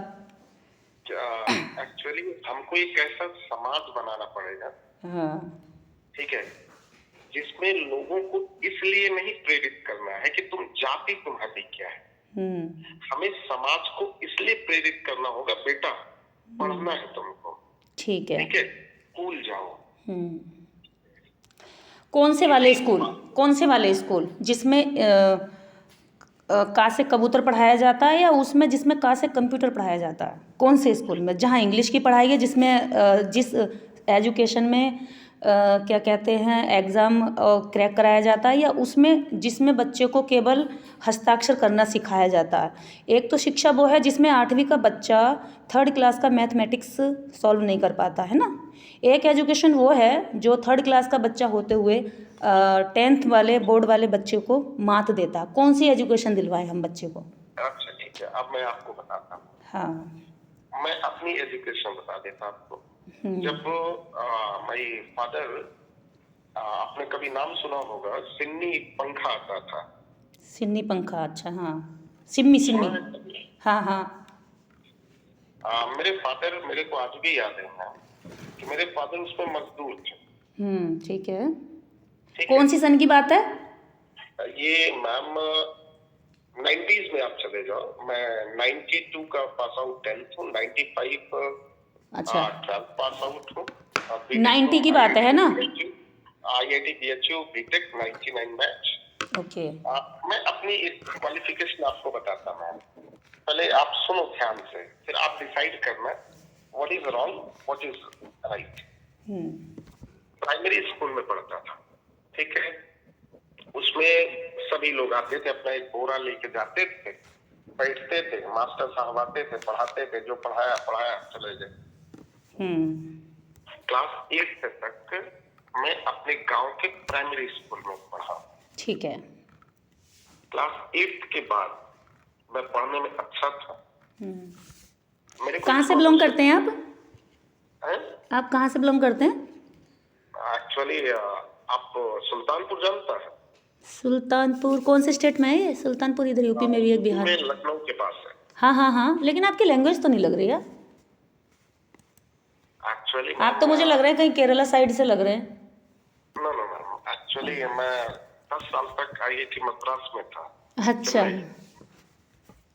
तो वो थोड़ा सा स्टफिंग होता ना मैम। हाँ हाँ, नहीं कुछ वर्ड आपके लग रहे हैं ऐसे। चलिए, अच्छी बात है। तो मैं मैम ना क्लास 8 तक एक प्राइमरी में पढ़ा। सुनना पूरी बात, ठीक है। जब मेरा बीटेक में सिलेक्शन हुआ था IIT BHU में, तो उस समय 17,500 रुपए फीस थी। मेरे फादर की सैलरी 2,300 थी मैम। अच्छा, मतलब मेरे फादर के पास इतनी कैपेसिटी नहीं थी कि वो मेरी IIT का फीस जमा कर सके। कितनी फीस बताई आपने? 70,500। 70,000? 17,500 रुपए फीस थी मैम। अच्छा, 17,500 के। कितनी, पूरे ईयर की या पूरी डिग्री की? नहीं 1 ईयर की, ठीक है। 17,500 से 17,500 आपकी पर ईयर मतलब आपकी फीस थी। और आपके पिताजी की कितनी थी सैलरी? 2,300 रुपए में। 2,300 रुपये, ठीक है। हाँ, ठीक है।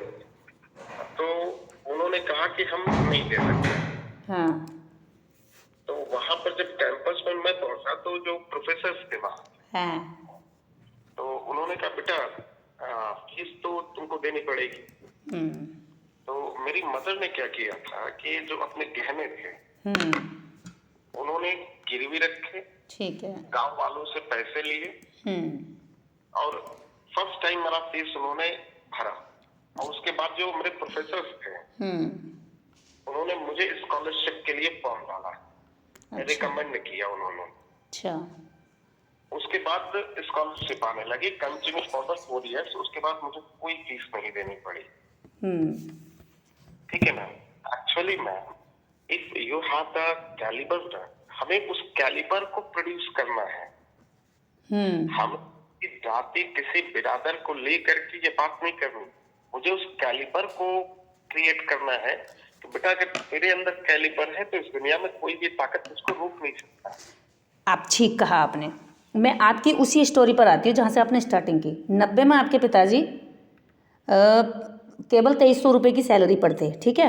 अब मुझे ये बताना, आपके उसी गांव में, आपका कोई गांव होगा या आप सिटी से थे, गांव से बता रहे हैं आप? नहीं, मैं गांव से बिलोंग करता हूँ। हाँ, आपके गांव में कितने कितने परिवार थे आपकी कास्ट के?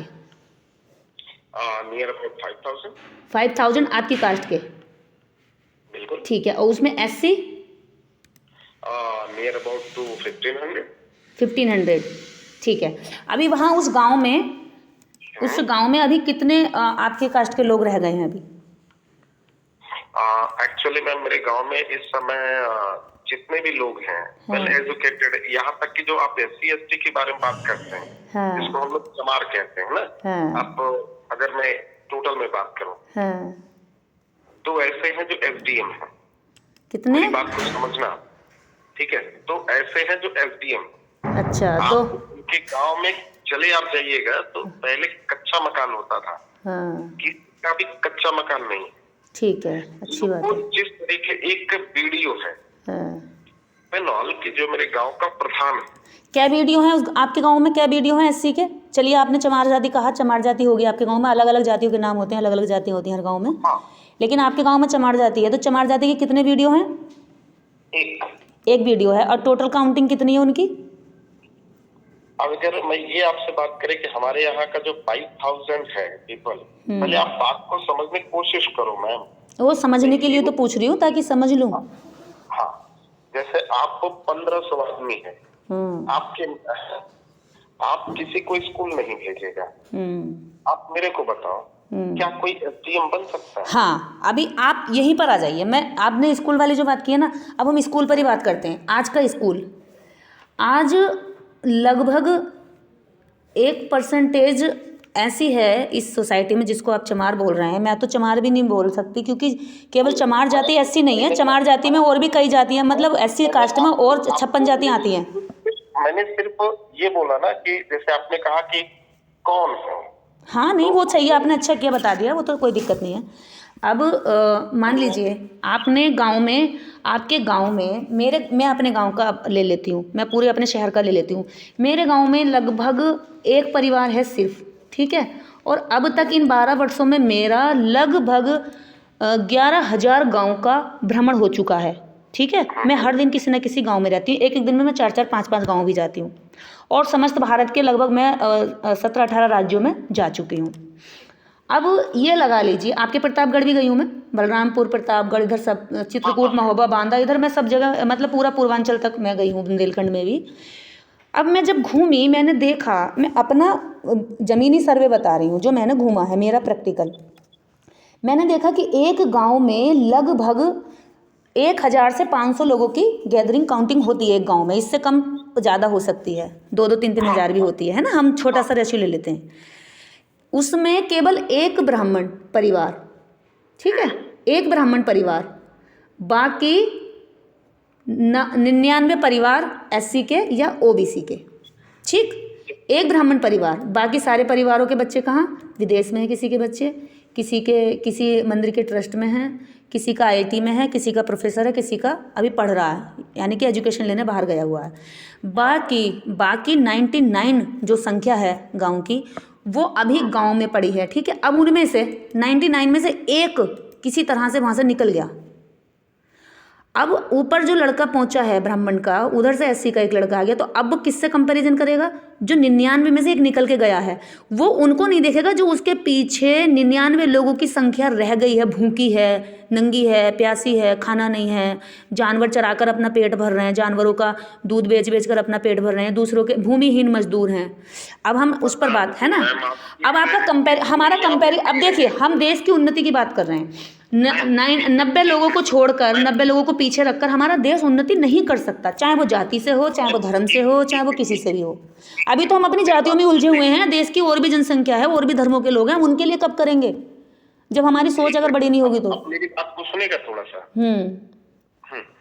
देखो मैम, स्कूल एक, क्लासरूम एक, ठीक है।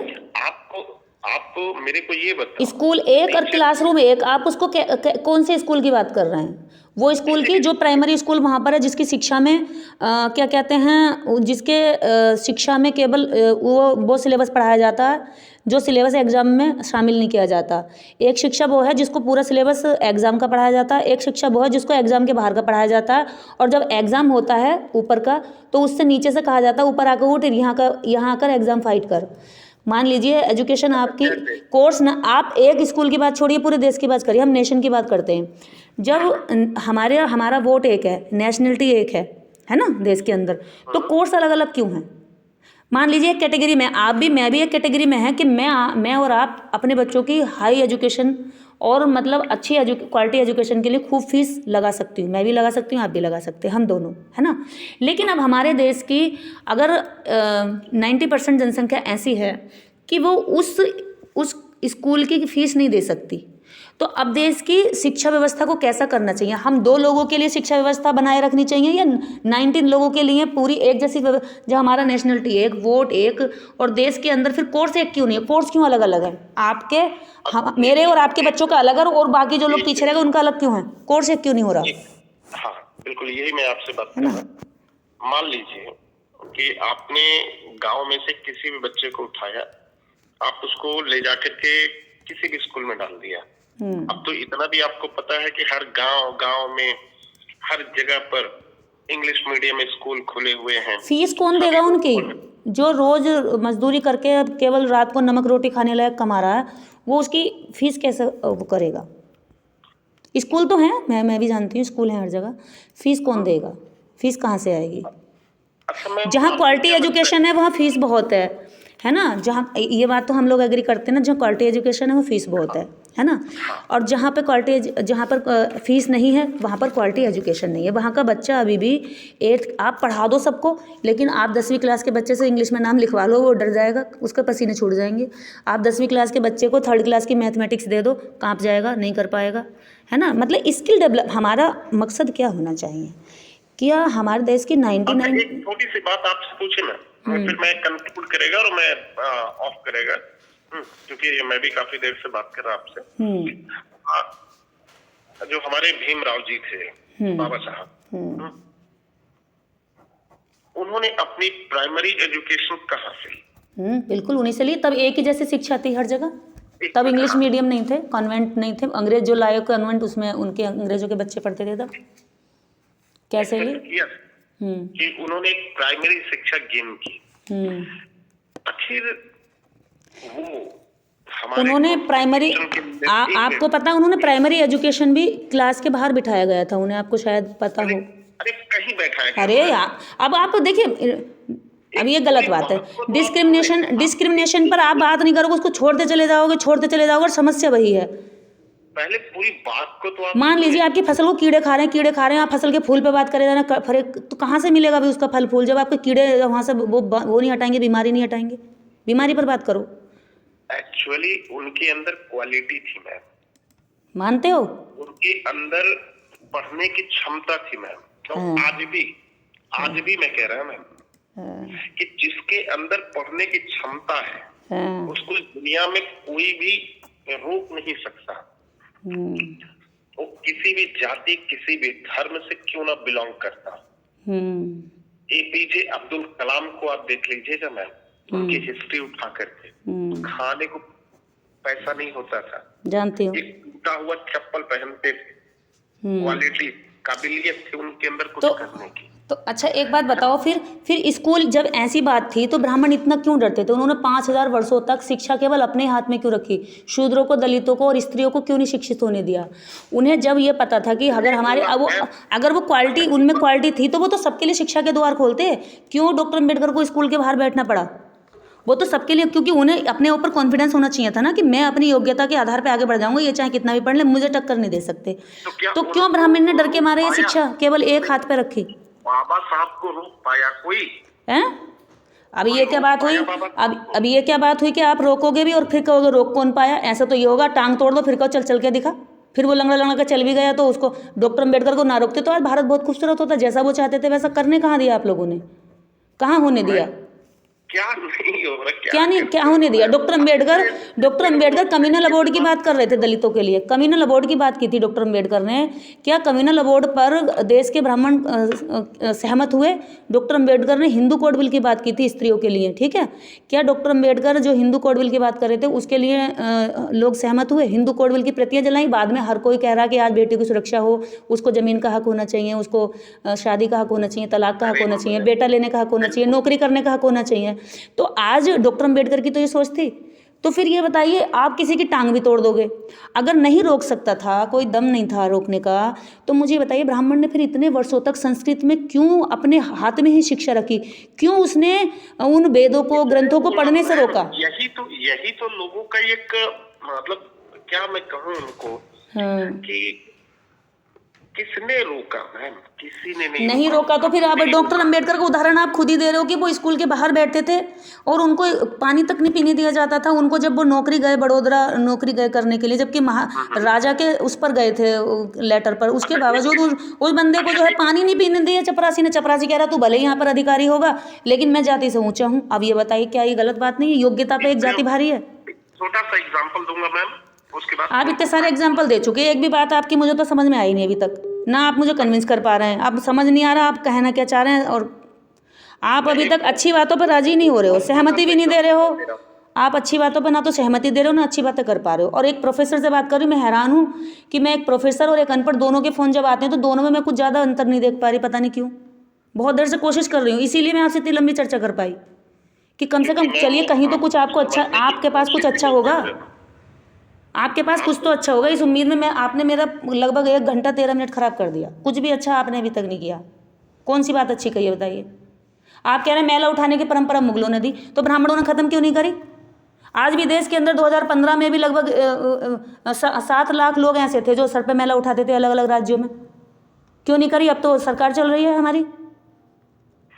बताओ, आज भी सीवर में मर जाते हैं, वो सीवर में सफाई करने का कर्मचारी मर जाते हैं, गारा उनके मुंह में चला जाता, हमारी गंद मैला उनके गले में जाके फंस जाता, मर जाते हैं वो। बताइए, क्या कोई ब्राह्मण उतरता है कभी सीवर में? मुझे एक बात बताओ, एक भी ब्राह्मण मरा आज तक सीवर में? मरना किसी के लिए भी अच्छा नहीं है, उसका परिवार जाता है। कितने ब्राह्मण मरे हैं शिविर में? मुझे आंकड़े बताओ, कितने ब्राह्मण शिविर में मरे हैं, कितने ब्राह्मण मैला उठाते हैं आज?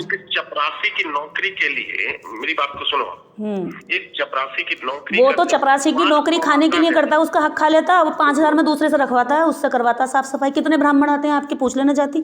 मैंने तो आज तक नहीं देखा कोई भी। मेरे यहाँ भी साफ सफाई करने वाले आते हैं, एक भी ब्राह्मण जाति का ना हो। अगर हो तो मुझे आप मिलवाना, मैं उसके बच्चों की शिक्षा का मैं दूंगी खर्चा। जाओ, कोई भी ब्राह्मण अगर सफाई करता, आपको नाली साफ करता, सीवर में उतरता, या उसके साथ कुछ ऐसा हो गया हो जो उसके जीवन के लिए अप्रिय हो, उस बच्चे की जिम्मेदारी मैं लूँगी पढ़ाई की। अगर आपकी नज़र में कोई ऐसा ब्राह्मण है जो सीवर में उतर के मरा हो, देश भर में बता दो। चलो, मैं तो एक जगह की बात कर रही हूँ।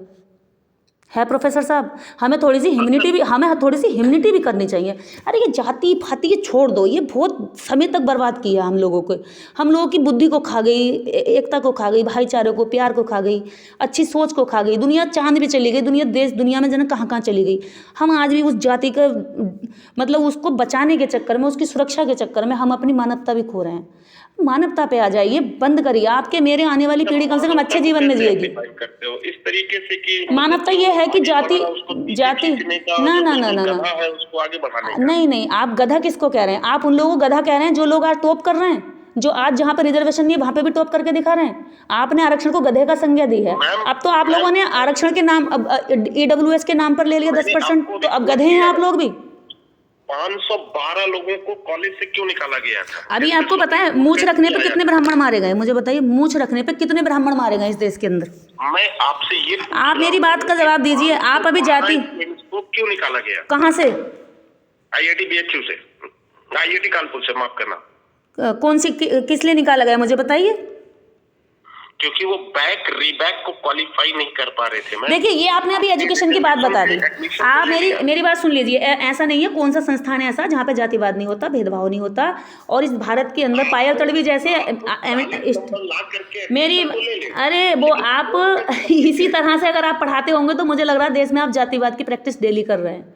आप देश के शिक्षा संस्थानों में आप द्रोणाचार्य बनकर बैठे हैं। प्रोफेसर साहब, ये मान लीजिए, द्रोणाचार्य मत बनिए। द्रोणाचार्य का इतिहास बहुत गंदा रहा है, उसे कोई नमन नहीं करता। इस बात से सहमत नहीं हूं मैं। नहीं, द्रोणा को कोई नमन नहीं करता, हम एकलव्य को नमन करेंगे, जिसने हम एकलव्य को नमन करेंगे। खोल रहे हो आप समाज में, वो ठीक नहीं है। आपके अंदर जितना जहर है आप इसको मेरे ऊपर नहीं थोप सकते।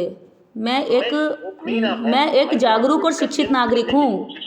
मैं वो शिक्षा वाली नहीं हूँ जो डिग्री लेकर केवल रोटी खाने के लिए नौकरी करते हैं। मैं वो शिक्षित नागरिक हूँ जो देश को भी सोचते समझते हैं और हर मानवता के लिए करते हैं। द्रोणाचार्य ने एकलव्य का अंगूठा क्यों काटा था? अच्छा ये बता दो जरा। द्रोणाचार्य ने एकलव्य का अंगूठा क्यों काटा? क्या अर्जुन गधा था जो उसको आगे बढ़ाने के लिए टैलेंट का अंगूठा काट लिया उसने? बताओ कहाँ लिखा है मैम, ये तो बताओ। कहाँ लिखा है?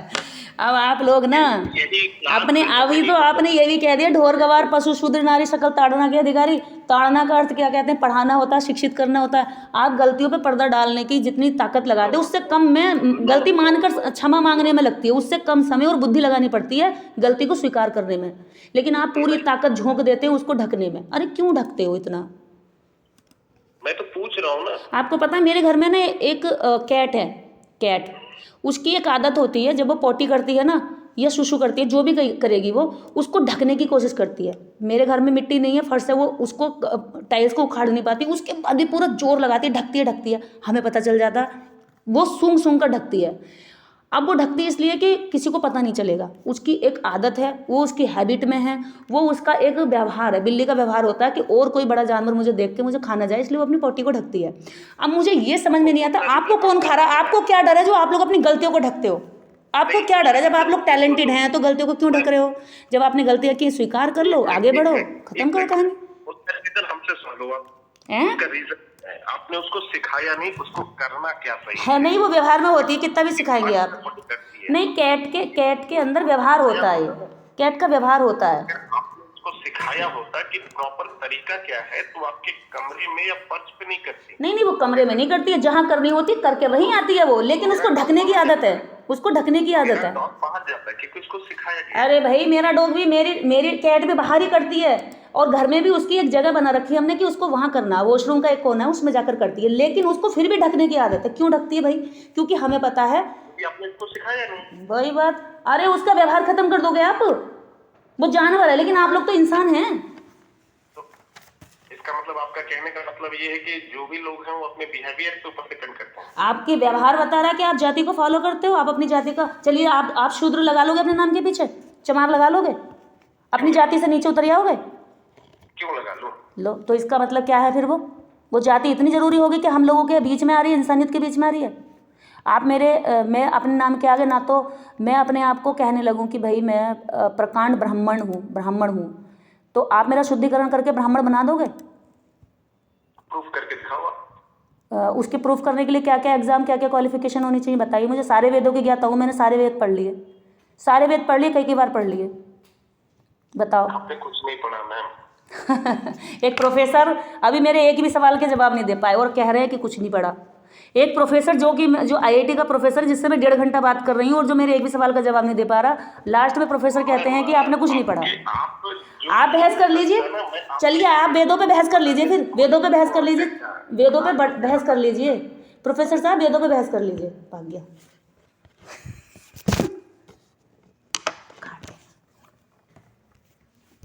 एक प्रोफेसर की सोच।